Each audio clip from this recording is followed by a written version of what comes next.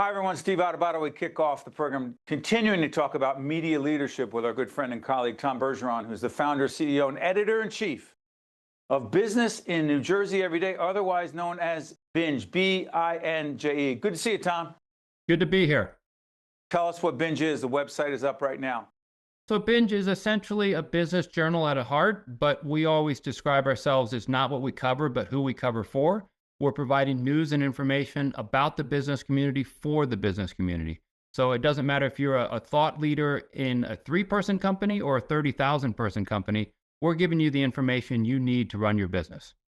Tom, you have covered business, politics. In fact, the convergence of business and politics plays itself out in the 2025 gubernatorial race between Mikey Sherrill, the Democrat, Jack Ciattarelli, the Republican. You actually were telling me before we got on the air you were at an event last night. Were they both there? They were both there. Okay.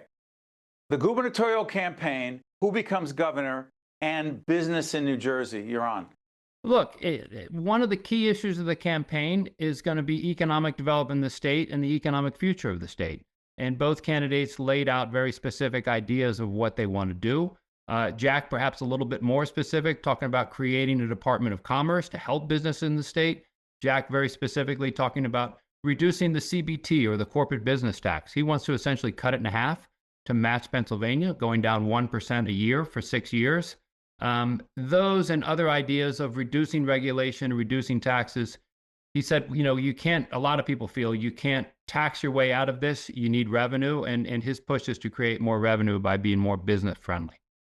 Tom, when you talk to business leaders in the state, how much do they talk about, quote, tariffs from Washington, tariffs from the Trump administration, and its impact on business activity in the state and the overall economy? It came up a little bit last night, but you could have asked me about this on almost every topic. The biggest answer that I get from business leaders is, we have to see, we have to see, we have to see. Things are changing so quickly. Obviously, if massive tariffs come in impacting their property, it's going to have an impact. But right now, it's just been a lot of talk, forgive me, a lot of bluster. They're waiting to see specifics that come out. And when that happens, they'll be able to adjust. Look, Steve, you've been doing this as long as I have. All business leaders want is certainty. And right now, there's a lot of uncertainty. Tom, speaking of uncertainty, the graphic will come up right now, media leadership. It's an ongoing series we're doing because the truth is we're a media organization. We're trying to figure it out. Producing this way will continue to evolve and trying to find more economic, efficient ways of doing what we do. You're doing the same thing, only in a different platform. How challenging is it to start up and to operate profitably your operation?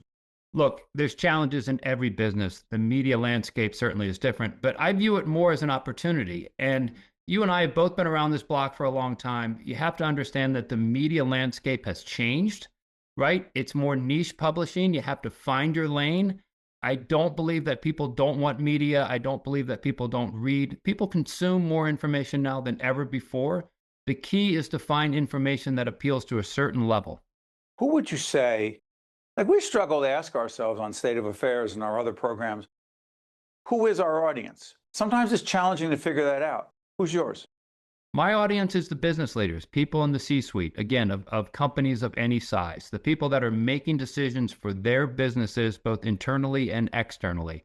And it's that narrow focus that we have to go back to. We constantly say, no, that's not a story for us. This is a story for us. So we want to make sure that when people come to BINJE, it's information, it's news they can use for their business. Tom, again, following up on this media leadership issue, one of the concerns I have, along with countless other people in the media, is not just the question of how much people trust us or not, and we're not a monolithic entity, and our friends and colleagues and brothers and sisters in public broadcasting, we think they're the best, but they're challenged as well. Along those lines, what do you believe we need to do as leaders in the media to, frankly, build back some of the trust that we have lost with all kinds of folks calling us publicly, often with a loud megaphone, the enemy of the people, which we obviously are not? Well, I think if anybody saw our work hours and our work ethic, they would understand that we're not doing this because we pick A and B. to address the issue of supporting one side over the other, I always ask, I'm like, okay, so we're only going to take advertising from side A instead of side B, and how do we pick which one's better? So I think that's a little silly. The biggest issue that we can do, though, is there's a lot of noise. There's a lot of media. Anybody with a website can produce information. The key for media is to be truthful. The key for media is to be straightforward.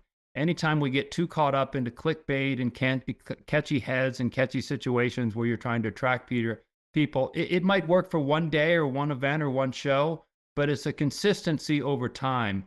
Look, it's no different than your relationship with individuals or people. It's what you do over time to build that trust. So you're not going to do it in a day. You're not going to do it with a story. You're not going to do it in an event. But if time and time again, people understand you to be knowledgeable and truthful and helpful, they're going to keep coming back and you're going to earn that trust. The key is you can learn that, you can lose that trust in a second. So you have to stay focused on making sure that you're accurate and straight down the middle. But Tom, even though you're a business publication, you're concerned about the future of our quote unquote representative democracy. How much do you foresee BINJE being engaged in writing about those issues about our democracy in danger? Graphic comes up because that's a long-standing series we've been doing as well. Or do you say, no, this is business, that's politics and government? So look, our philosophy has always been, we will talk about any issue with a lens towards the business community for the business leader. So when I cover Mikey and Jack at an event, whatever their social policy is very interesting and fascinating and important to the state, but people aren't coming to BINJE for their social policy. They're coming to BINJE to learn about their business policy. So we need to stay focused. And in that regard, that's whereas the impact to democracy impacts business. If you're talking about cutting funding to public broadcasting, okay, there's a business angle that's going to hurt journalism, right? A huge one. So that's what you're going to get. And hurt the people we serve. 100%, 100%. But the key is to stay in your lane, let other people stay in their lane. When media companies trying to be too broad-based and cover everything, you're covering nothing. Last question. You've talked a lot, and we've known you for a long time. We've been business partners. We collaborate. You are heavy into collaboration versus the pie is only so big. We've got to get our piece. We're competing against each other. You don't buy that thinking, do you? Not in the least bit. And this goes back to when I was a sports editor at the Star-Ledger. Media, we are not, listen, we're all competing to break a big story. I get that. But overall, we're all on the same team. And quite frankly, that team's a lot smaller than it's ever been. I don't believe that someone looks at one show versus another and says, I'm only going to watch you and not B. We're going to read by one publication, not the other. People are going to go where they get trusted information. And if there's 19 sites, that's all the better. So my aim through all this collaboration, we're working out one with you and with other media companies. We want to make sure that people see all the good media is out there and show that we're doing this all together. We see it the same way, my friend. That's Tom Bergeron, founder, CEO, and editor-in-chief of Business in New Jersey Every Day, BINJE, BINJE. Thank you, Tom. Wish you and your team all the best. Best to you and your team. Thank you. You got it. Stay with us. We'll be right back. State of Affairs with Steve Adubato is a production of the Caucus Educational Corporation. Funding has been provided by the Turrell Fund, a foundation serving children. Holy Name, Rutgers University, Newark. Operating Engineers, Local 825. IBEW, Local 102. Delta Dental of New Jersey. Eastern Atlantic States Regional Council of Carpenters. Valley Bank. And by the New Jersey Education Association. Promotional support provided by CIANJ and Commerce Magazine. And by bestofnj.com. Healing is never just about medicine and technology. It has to go further than that. It has to combine science with humanity. It has to be our best medicine, combined with large doses of empathy, kindness, dignity, and respect. It has to be delivered by people who love what they do and who they do it for. Holy Name, great medicine, sole purpose.